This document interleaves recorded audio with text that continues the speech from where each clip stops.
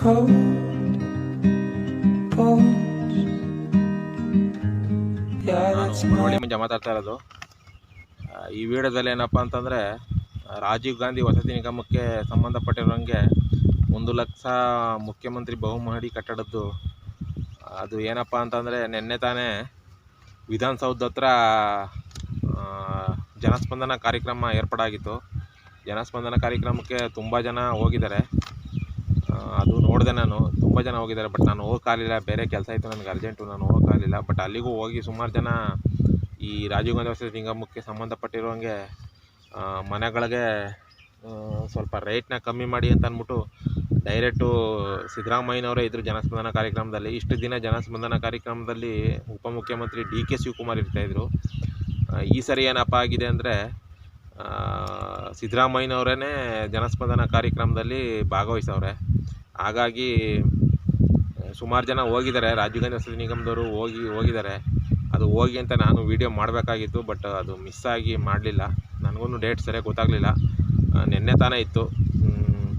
ಹಾಗಾಗಿ ಸುಮಾರು ಜನ ಹೋಗಿ ಅರ್ಜಿಗಳನ್ನ ಕೊಟ್ಟಿದ್ದಾರೆ. ಬಟ್ ಅವರು, ನಾನು ವೀಡಿಯೋ ನೋಡಿದೆ, ಬಟ್ ಅಷ್ಟು ಕಂಡೀಷನಾಗಿ ಅವರು ಈಸ್ಕೊಂಡಿಲ್ಲ ಅಂತ ಅನ್ನಿಸ್ತದೆ ನನಗೇನೋ. CM ಏನಕ್ಕಪ್ಪ ಅಂತಂದರೆ, ಈಗ ಅವ್ರಿಗೂ ಹೇಳಿದ್ದೀವಿ ನಾವು, ರೈಟ್ ಕಮ್ಮಿ ಮಾಡಿ ಸರ್ ಅಂತ. ಬಟ್ ಅವರು ಅಂತ ಅಪ್ಲಿಕೇಶನ್ ಇಸ್ಕೊಂಡ್ರೆ ಹೊತ್ತು, ಅರ್ಜಿಗಳು ಇಸ್ಕೊಂಡ್ರೆ ಹೊತ್ತು DK ಶಿವಕುಮಾರ್ ಯಾವುದೇ ಕಮ್ಮಿ ರೇಟ್ಗಳನ್ನ ಮಾಡಲಿಲ್ಲ.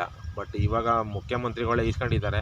ಬಟ್ ಏನಪ್ಪ ಅಂದರೆ, ಅವ್ರು ಏನು ಮಾಡ್ತಾರೆ ಏನೋ ಗೊತ್ತಿಲ್ಲ. ಅದು ರಾಜೀವ್ ಗಾಂಧಿ ನಿಗಮಕ್ಕೆ ಬಿಟ್ಟಿದ್ದು. ಈ ಸಂದರ್ಭದಲ್ಲಿ ಈಸ್ಕೊಂಡಿದ್ದಾರೆ. ನೋಡೋಣ, ಸುಮಾರು ಜನ ಕೊಟ್ಟಿದ್ದಾರಂತೆ ಅರ್ಜಿಗಳನ್ನ. ಅದೇ ಹೆಚ್ಚಿನ ಸಂಖ್ಯೆಯಲ್ಲೇ ಕೊಟ್ಟಿದ್ದಾರೆ, ಯಾಕೆಂದರೆ ಅವ್ರಿಗೂ ದುಡ್ಡು ಕಮ್ಮಿ ಆಗಬೇಕಲ್ವ. ಹಾಗಾಗಿ ಹೆಚ್ಚಿನ ಸಂಖ್ಯೆಯಲ್ಲೇ ದುಡ್ಡನ್ನ ಅಮೌಂಟ್ನ ಕೊಟ್ಟಿದ್ದಾರೆ ಅವ್ರಿಗೆ. ನನಗೆ ರೇಟ್ ಕಮ್ಮಿ ಮಾಡಿಕೊಡಿ, ಈ ರಾಜೀವ್ ಗಾಂಧಿ ವಸತಿ ನಿಗಮದಿಂದ ಮಾಡಿರುವಂಥ ಮನೆಗಳಿಂದ 7.5 ಲಕ್ಷ 8 ಲಕ್ಷ ರೂಪಾಯಿ ಏನಿದೆ, 8 ಲಕ್ಷ ರೂಪಾಯಿ ಏನಿದೆ, ಅದನ್ನು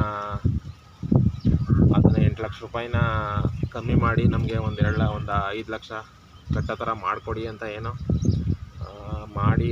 ಹೇಳ್ತಾ ಇದ್ದಾರಂತೆ. ನೋಡೋಣ. ಅದು ಅರ್ಜಿ ಅಂತೂ ಕೊಟ್ಟಿದ್ದಾರೆ.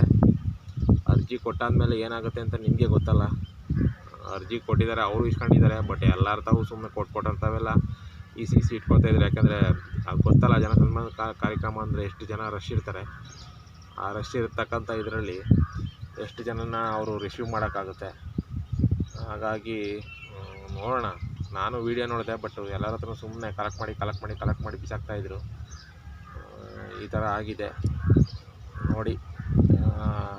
ನೀವು ನೆಕ್ಸ್ಟ್ ಏನಾದರೂ ಜನಸ್ಪಂದನ ಕಾರ್ಯಕ್ರಮ ಎಲ್ಲಿ ಏರ್ಪಾಡು ಮಾಡ್ತಾರೋ ಗೊತ್ತಿಲ್ಲ ನನಗೂ. ಅವ್ರು ಏರ್ಪಾಡೇನಾದ್ರು ಮಾಡ್ತು ಅಂತಂದರೆ ನಾನು ನಿಮಗೆ ವೀಡಿಯೋ ಮಾಡಿ ಹಾಕ್ತೀನಿ. ಬಟ್ ಮುಖ್ಯಮಂತ್ರಿಗಳೇ ತಗೊಂಡಿದ್ದಾರೆ. ಬಟ್ ಮುಖ್ಯಮಂತ್ರಿಗಳೇ ತಗೊಂಡ್ರೂ ಕೂಡ ಅದು ತೀರ್ಮಾನ ತಗೋದು, ಮೀಟಿಂಗ್ ಮಾಡಿಬಿಟ್ಟೆ ತೀರ್ಮಾನ ತಗೋಬೇಕು. ಅಲ್ಲಿ ರಾಜೀವ್ ಗಾಂಧಿ ನಿಗಮದವ್ರ ಜೊತೆ ಅವರು ಮೀಟಿಂಗ್ ಮಾಡಿ ತೀರ್ಮಾನ ತಗೋಬೇಕು. ಬಟ್ ಆಲ್ರೆಡಿ ಇವರು ಕೆಲವು ಕಡೆ ರಿಜಿಸ್ಟ್ರೇಷನ್ ಕಾದಿದ್ದಾರೆ. ನಾನೇ ವೀಡಿಯೋ ಮಾಡಿ ಹಾಕಿದ್ದೀನಿ. ರಿಜಿಸ್ಟ್ರೇಷನ್ ಬಂದಿದೆಯಲ್ಲ, ಅವ್ರದ್ದು ವೆಬ್ಸೈಟಲ್ಲಿ ರಿಜಿಸ್ಟ್ರೇಷನ್ ಮಾಡ್ಕೊಳ್ಳಿ ಅಂತ ಅಂದ್ಬಿಟ್ಟು ಬಂದಿದೆ. ಇದು ಏನು ಮಾಡೋದು ಅಂತ ನನಗೂ ಗೊತ್ತಿಲ್ಲ. ನೋಡೋಣ ಅವ್ರೇನು ಮಾಡ್ತಾರೆ. ಈಗ ಆಲ್ರೆಡಿ ತುಂಬ ಜನ ಹೋಗಿದ್ದಾರಂತೆ. ತುಂಬ ಜನ ಯಾರ್ಯಾರು ಅಪ್ಲಿಕೇಶನ್ ಹಾಕಿದಾರೋ ಅವರೆಲ್ಲ ಹೋಗಿ ಅಲ್ಲಿ ಕೊಟ್ಬಿಟ್ಟು ಬಂದಿದ್ದಾರಂತೆ ಅರ್ಜಿಗಳನ್ನ. ಈಗ ನಮಗೆ ಸ್ವಲ್ಪ ಕಮ್ಮಿ ಮಾಡಿಕೊಡಿ ರೇಟ್ನಲ್ಲಿ ಅಂತ ಹೇಳ್ಬಿಟ್ಟು ಅವ್ರಿಗೆ ಅರ್ಜಿನ ಕೊಟ್ಬಿಟ್ಟು ಬಂದಿದ್ದಾರೆ ಮುಖ್ಯಮಂತ್ರಿಗಳಿಗೆ. ಅದು ಹೇಳಿದ್ದಾರೆ ಅವ್ರಿಗೆ, ಈ ಥರ ರಾಜೀವ್ ಗಾಂಧಿ ನಿಗಮದಿಂದ ಮನೆಗಳು ಆಗಿದ್ದಾವಲ್ಲ, ಅಲ್ಲಿಂದ ಬಂದಿರೋದು. ಹಾಗಾಗಿ ನೀವು ರೇಟ್ಗಳನ್ನ ಸ್ವಲ್ಪ ಕಮ್ಮಿ ಮಾಡಿ ನಮಗೆ ಮಾಡಿಕೊಡ್ಬೇಕು ಅಂತ ಏನೋ ಜನಗಳೆಲ್ಲ ಸೇರಿ ಹೇಳಿಕೆ ಕೊಟ್ಟಿದ್ದಾರಂತೆ.